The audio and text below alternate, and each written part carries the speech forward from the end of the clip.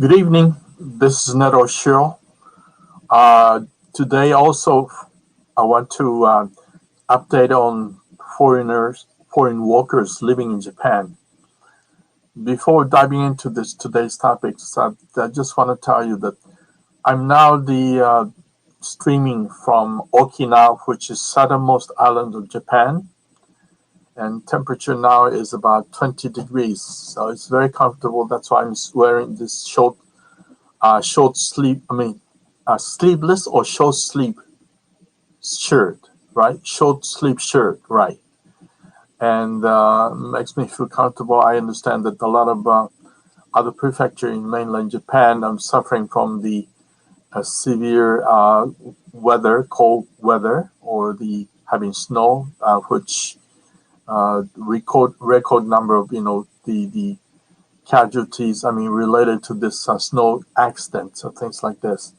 But here in Okinawa, is I'm joining this warm weather. Is 20 degrees. It's still a little bit chilly for Okinawans though. Okay, now uh, today the picture regarding this foreign workers living in Japan has become much clearer with this information I got today. Now, starting of this, just for your background information, as of the end of, sorry, it should be November 2019, around 2019. About 410,000 foreign intern trainers were in Japan. Now, what I mean as foreign intern trainers is that those who have come to Japan under the special program sponsored by the Japanese government, so-called, the program itself is called Technical Intern Training Program. That's the official name for that. That's under this program. These people, which numbers 410,000 of them, are now in Japan. But about as the end of the November last year, about 3,000 trainees out of work, and out of this number, about 100 could not find a new job as of January 2021, this year. And total 300, I mean, total 36, about 36,000 trainees one could not return to their respective countries after they finished these 3, 2, or 5 year training contract, mainly due to this coronavirus hitting the Japan, and as a result that the countries they had visited, they came from, apparently put down some sort of lockdown, and the ban on the entry into their countries from outside, not even that their own nationalities. So those 36,000 people have to stay here in Japan. That's the reason that the Japanese, as I explained to you yesterday, the Japanese government has come up with this temporary measure to cope with this situation, by telling that you, if you are out of work, if you're not able to go return to your own country, but have to stay here in Japan, you may, as long as you can find a job though, but you may find a job, and then you can stay here until for, just look at this, 1 year. It's I said it's yesterday, it's 90 days, but actually maybe that was wrong information, I don't know. But anyway, according to the Asahi Shimbun, which is major Japanese national daily, it says trainees will be allowed to take another job for up to 1 year, if it is in 14 specified industries. Now, 14 specified industries such as nursing, agriculture, and construction. Many others, though. I mean, I'm not going to bring up in the site out all these, other the 11 industries. Now, in the area where foreign worker foreign workers can work on a newly created visa status known as specified skilled workers. Remember yesterday I covered this is a special skilled worker visa 1 and visa 2, which should allow the foreign workers to be able to stay here in Japan for up to first, if it is a special visa 1, you could stay here up to 5 years. But if you pass this certain tests, which comprise of Japanese language proficiency test and also the technical skill or technical knowledge, expertise, knowledge, skills, the test, then you'll be able to stay here in Japan as long as you have the contract with the employer. And you also may, bring your own families from your countries to live in Japan with you, together with you.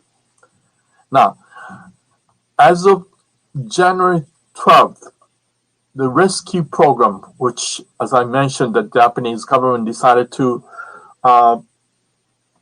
make, some sort of a temporary measure to cope with the situation facing the foreign workers. They call this is a rescue program. But the rescue program itself has helped total of 16 interns find a job. But the rest, 1,100 people or foreign workers were still not would be able to find a job at all.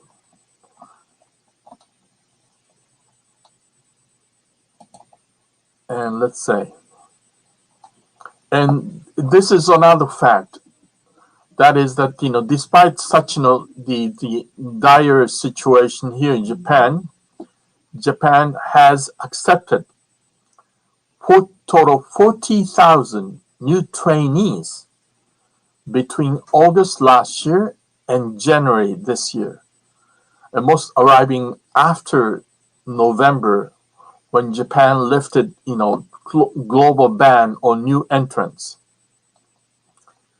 But the trouble you face is that, as I said, because of the COVID-19, a lot of our Japanese employers have no choice but have to close their business or that suspend their business, or some of them went to bankrupt.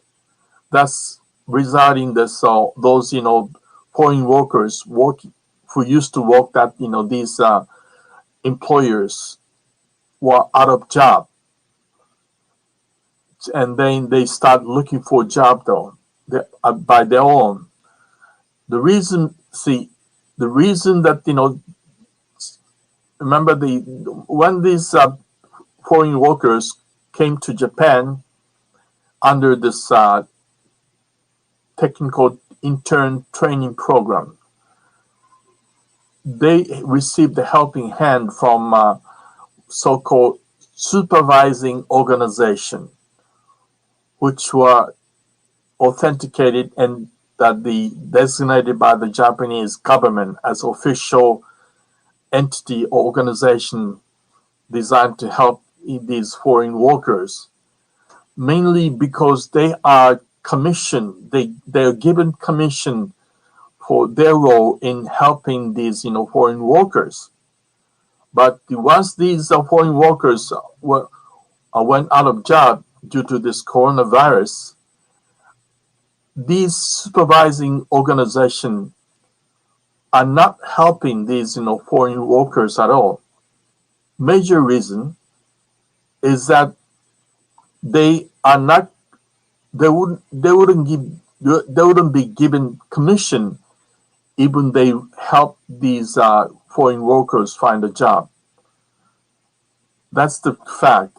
That is that Japanese government has not come up with a new law or some amendment to help, which would allow these supervising organization to receive some sort of commissions from who we don't know whether they should get this commission from the newly hired new employers or government.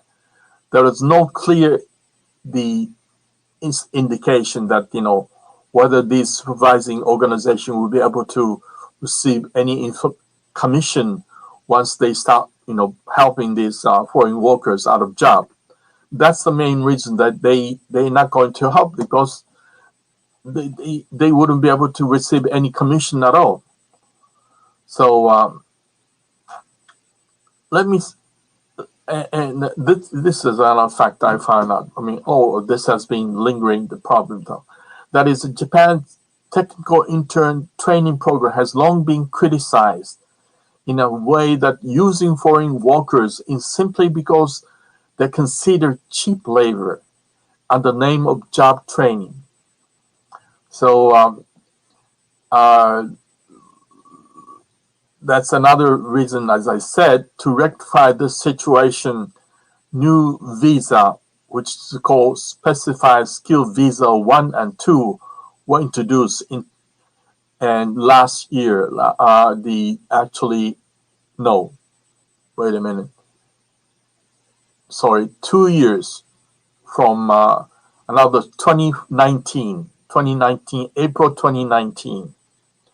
This special specified skill visa was introduced into force. But the issues itself facing this, foreign workers had not been solved yet. So now a lot of those foreign workers working in Japan are wondering whether they should start looking for any other option, which is to go to Korea, because Korea also is one of the countries that have facing the huge manpower shortage, mainly because of their own, the country itself has been becoming the aging, has an aging population, and also the gradual decline in the birth rate. So Japan is facing severe competition in the world, where a lot of advanced countries facing this social issues of the aging society, and also the birth rate drop. So I don't know whether that's why Korea is becoming sort of another choice for foreign workers seeking employment. And the fact of the matter is that the minimum hourly wage in South Korea is equivalent to about 820 yen, while that of Japan is 825. So it's not that much difference. So once they return to their country, they are thinking about seeking employment in Korea. That's another fact. So as I pointed out yesterday, Japan has a strict policy and not allowing any immigrant. Not a single immigrant has ever been allowed to come to Japan. So it's strict policy that they're not going to accept any immigrant at all. But the Korea has a different policy. They treat those foreign workers just like any other workers, like Korean workers, in the same way, same category. So they're not considered some sort of simple labor intensive workers, but rather if you have a skills, they also assess this value of that your skill you have, and they give you wages accordingly, in the same way as that they treat Korean nationals. So that's another big difference between Japan and Korea. And so that's another becoming social issue, whether Japan should really, if they really want to be attractive and competitive in hiring foreign workers, they should make a drastic change in this policy and system for hiring foreign workers. Now, just exactly that's what I said. Japan needs to drastically change the system for foreign workers in order to become competitive and attractive, not to lure foreign workers.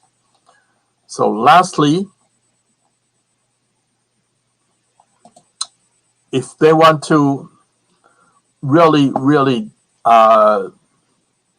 be the center of attention from those foreign workers seeking employment outside their own country, perhaps that Japan should review the current system for this hiring foreign workers, and they come up with some sort of solutions which would attract and lure those foreign workers into Japan as workers.